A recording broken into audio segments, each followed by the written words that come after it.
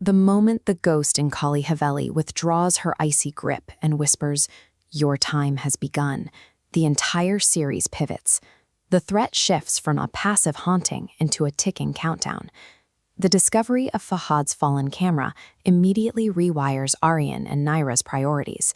Their goal changes from investigating the mansion's mysteries to executing an immediate, desperate rescue mission. But the footage on that camera contains a glaring anomaly. Fahad is seen trapped underground, screaming that it's a trap, right before a shadow passes behind him and the signal cuts out completely. This presents Aryan and Nayra with an impossible psychological dilemma. They know they are walking into a premeditated ambush, but the slim chance of saving their friend outweighs the obvious danger of taking the bait. This cross-section map of the Black Mansion estate reveals the mechanics of the trap.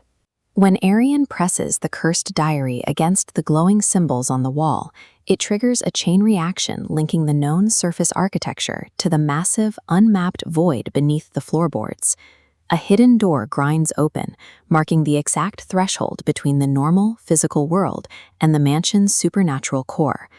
By crossing that threshold, the characters abandon the familiar, predictable rules of the surface level. They willingly seal themselves inside an ancient physical trap. The physical descent weaponizes the environment against them. They are forced down an ancient stone tunnel that feels intensely claustrophobic, with a freezing climate that drains their stamina. Centuries-old carvings line the walls, and candles ignite on their own as the pair passes, identifying the tunnel as a maintained ritual site. The psychological pressure builds as an old, haunting lullaby echoes from deep within the darkness. The tension steadily ratchets up without a visible antagonist ever showing its face. Architecture itself becomes the enemy here, as the tunnel physically narrows. It strips away Aryan and Nayra's ability to maneuver or retreat, forcing them straight forward into the dark. The design of this underground passageway acts as a deliberate funnel. It systematically removes all escape routes, guiding the protagonists exactly where the entities want them. The narrow passage finally breaks open into a massive underground chamber, delivering a profound shock. Hundreds of human skeletons are chained directly to the cavern walls. These remains carry a grim implication for the mansion's lore. They represent centuries of either failed rituals or the sheer volume of human sacrifice required to feed this subterranean space. Surrounded by these bones sit the two central artifacts of the chamber, a giant stone throne and a black crown hovering silently in the air above it. The entire operation of this room is governed by a strict magical rule, carved right into the stone beneath the throne. It reads, "Only the true owner may wear the crown." This visual logic web outlines the mechanical relationship unfolding in the chamber. The moment the cursed diary in Aryan's hands begins to glow, a direct link is established, proving it is the catalyst required to activate the stone throne and the crown above it.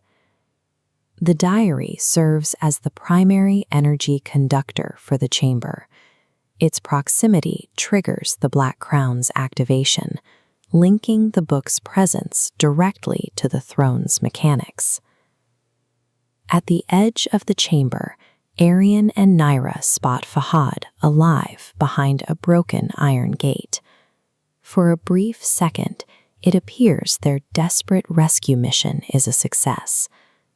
But as Fahad turns around, he offers a strange, hollow smile, confirming a horrifying corruption has already taken hold. Fahad looks at them and simply says, "You're too late." That simple sentence flips the context of the entire episode. The rescue was a failure before it even began. From there, the trap escalates at terrifying speed. The ghost woman materializes directly behind the throne, laughing as the black crown begins rising higher into the air entirely on its own. A deep, demonic voice reverberates through the cavern, announcing that the final ritual has begun. The physical trap snaps shut. The underground tunnel violently collapses behind Aryan and Nayra, permanently severing their only connection back to the surface world.